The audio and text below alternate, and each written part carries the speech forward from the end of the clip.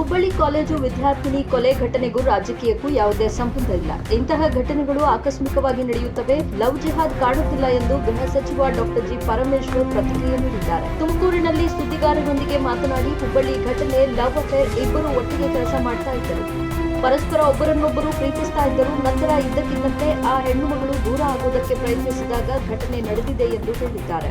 ಮಗಳನ್ನ ಫಾಲೋ ಮಾಡ್ತಾ ಇದ್ದ ತಾಯಿ ಮೇಲೂ ಹಲ್ಲೆ ಮಾಡಿದ್ದಾರೆ. ಅವರನ್ನ ರಕ್ಷಣೆ ಮಾಡಲಾಗಿದೆ. ಈ ಘಟನೆಗೂ ರಾಜಕೀಯಕ್ಕೂ ಯಾವುದೇ ಸಂಬಂಧ ಇಲ್ಲ. ಇಂತಹ ಘಟನೆಗಳು ಆಕಸ್ಮಿಕವಾಗಿ ನಡೆಯುತ್ತವೆ. ಅಂತಹವರ ವಿರುದ್ಧ ಕಾನೂನು ಕ್ರಮ ಕೈಗೊಳ್ಳಲಾಗುತ್ತದೆ ಎಂದು ತಿಳಿಸಿದ್ದಾರೆ. ಹುಬ್ಬಳ್ಳಿ ಘಟನೆ ಲವ್ ಜಿಹಾದ್ ಎಂಬ ಕೇಂದ್ರ ಸಚಿವ ಪ್ರಹ್ಲಾದ್ ಜೋಶಿ ಹೇಳಿಕೆಗೆ ಅದು ಇಬ್ಬರ ನಡುವೆ ಪರಸ್ಪರ ಪ್ರೀತಿ ಉಂಟಾಗಿದೆ. ಯಾವಾಗ ಆ ಹೆಣ್ಣು ಮಗಳು ದೂರ ಹೋಗಲು ಶುರು ಮಾಡಿದ್ದಾಳೋ ಆ ಹುಡುಗ ಹೋಗಿ ಚಾಕುವಿನಿಂದ ಚುಚ್ಚಿದ್ದಾನೆ. ಅದರಲ್ಲಿ ಲವ್ ಜಿಹಾದ್ ಆಗತ್ತೆ ನನಗೆ ಕಾಣಿಸ್ತಿಲ್ಲ. ನನ್ನನ್ನು ಬಿಟ್ಟು ಬೇರೆ ಮದುವೆ ಮಾಡಿಕೊಳ್ತಾಳೋ ಏನೋ ಅಂದುಕೊಂಡು ಹೀಗೆ ಆಗಿದೆ. ನನಗೆ ಇದರ ಪೂರ್ತಿ ಮಾಹಿತಿ ಗೊತ್ತಿಲ್ಲ ಎಂದು ಜಿ ಪರಮೇಶ್ವರ್ ಹೇಳಿದ್ದಾರೆ. ಲವ್ ಜಿಹಾದ್ ನನಗೆ ಬಂದಿರೋ ಮಾಹಿತಿಯ ಪ್ರಕಾರ ಅವರಿಬ್ಬರು ಪರಸ್ಪರ ಪ್ರೀತಿ ಮಾಡ್ತಾ ಇದ್ರು. ಅದು ಯಾವಾಗ ಆ ಹೆಣ್ಮಗಳು ದೂರ ಹೋಗಕ್ಕೆ ಶುರು ಮಾಡಿದ್ಲು ಆಗ ಈ ರೀತಿ ಅವನು ಹುಡುಗ ಹೋಗಿ ಸ್ಟ್ಯಾಪ್ ಮಾಡಿರ್ತಕ್ಕಂಥದ್ದು.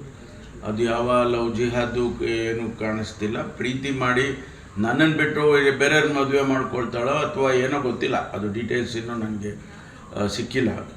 ಆದರೆ ಆ ಥರ ಪರಸ್ಪರ ಪ್ರೀತಿ ಮೇಲೆ ಆಗಿರ್ತಕ್ಕಂಥದ್ದು ಬಿಟ್ಟರೆ ಯಾವ ಲವ್ ಜಿಹಾದು ಕಾಣಿಸ್ತಿಲ್ಲ ಅಂತೇಳಿ ಸದ್ಯದ ಪರಿಸ್ಥಿತಿಯಲ್ಲಿ.